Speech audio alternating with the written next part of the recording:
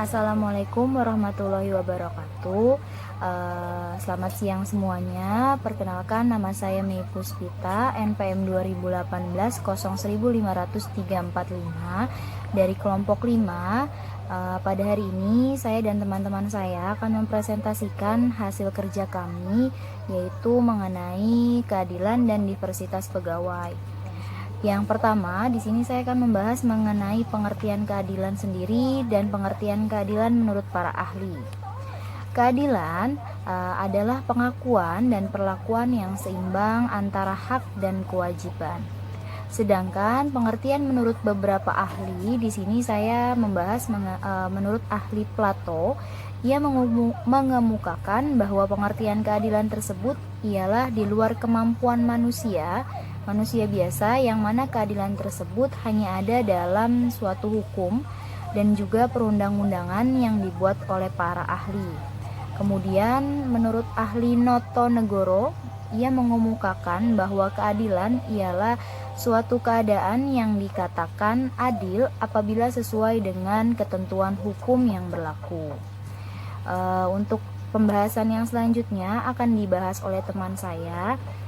Sekian presentasi yang saya sampaikan. Wabillahi taufik walhidayah. Wassalamualaikum warahmatullahi wabarakatuh.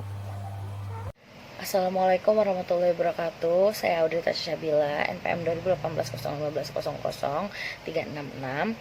Di sini saya akan menjelaskan tentang level keadilan organisasi. Nah, yang pertama itu ada keadilan pada level individu. Keadilan pada level individu ini, pekerja individu itu percaya bahwa keadilan itu ada dalam alokasi imbalan dalam organisasi tersebut. Dengan demikian, pekerja itu menganggap distribusi hadiah untuk bersikap adil jika didasarkan pada aturan yang diakui, seperti keseimbangan antara kontribusi karyawan dan kompensasi mereka. Sedangkan menurut Griffin dan Moorhead, dalam Kasuan 2015, keadilan distributif merajuk pada persepsi orang atau pegawai terhadap pembagian imbalan, penghargaan, dan hasil-hasil yang berharga dalam organisasi tersebut. Persepsi distributif itu mempengaruhi kepuasan individu dengan berbagai hasil yang terkait dengan pekerjaan tersebut, seperti kayak gaji, upah, penugasan pekerjaan, pengakuan, terus kesempatan untuk maju. Secara khusus, semakin adil orang memandang penghargaan yang didistribusikan, maka mereka tuh semakin puas dengan penghargaan tersebut. Tetapi jika semakin tidak adil mereka memandang imbalan tersebut yang udah didistribusikan, mereka semakin tidak puas. Itu tergantung pada bagaimana hasil yang dialokasikannya. Keadilan distributif berasal dari 3 aturan, yaitu ekuitas itu keadilan, ekualitas itu kesetaraan, dan kebutuhan. Nah, selanjutnya ini saya akan menjelaskan tentang keadilan pada level kelompok. Keadilan organisasional ini menggambarkan persepsi individu dari perlakuan yang diterima dari sebuah organisasi dan reaksi perilaku untuk persepsi tersebut. Keadilan organisasi juga dapat didefinisikan sebagai studi kesetaraan di tempat kerja. Lalu kerangka kerja organisasi ini mengacu pada keadilan dan perilaku etis dalam sebuah organisasi. Dan keadilan organisasi ini didefinisikan sebagai perasaan pribadi atas upah atau tunjangan yang adil.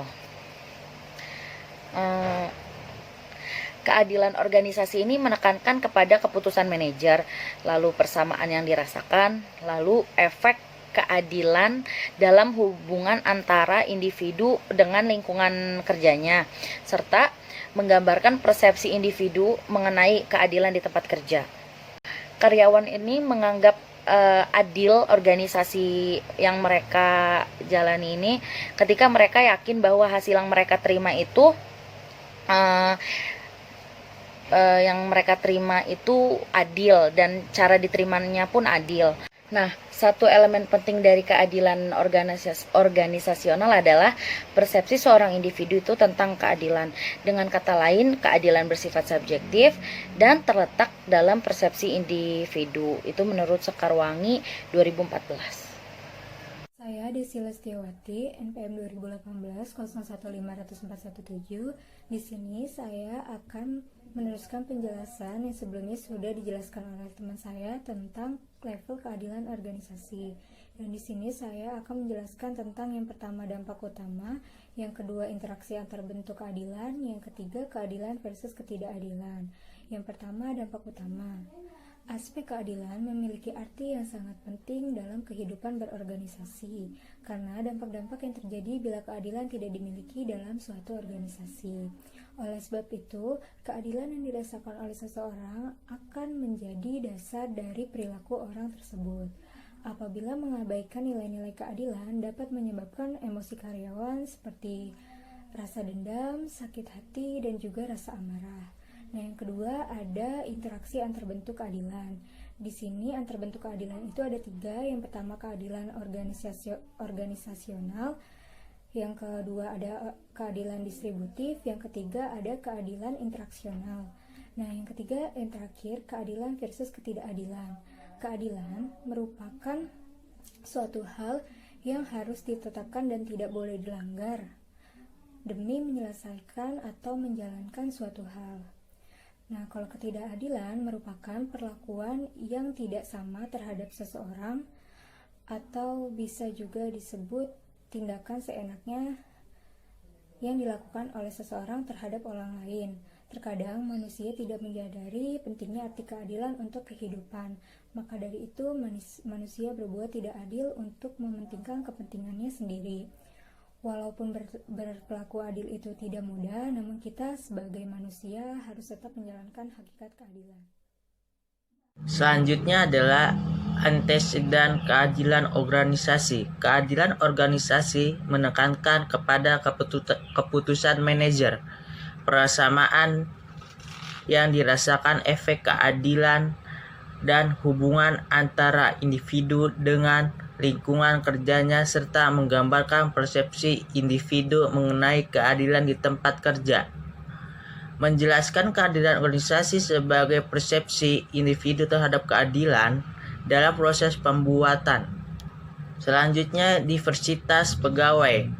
Arti dari diversitas, keragaman tenaga kerja baik dari segi ras, agama, kewarganegaraan, budaya maupun suku. Sehingga dalam suatu perusahaan ada SDM yang heterogen, sekilas hampir sama dengan IEO dan affirmative A. Namun, diversitas lebih mengacu pada usaha yang diprakrasi oleh perusahaan sendiri. Terima kasih presentasi dari kami. Kurang lebihnya mohon maaf. Wa akhiru salam. Wassalamualaikum warahmatullahi wabarakatuh.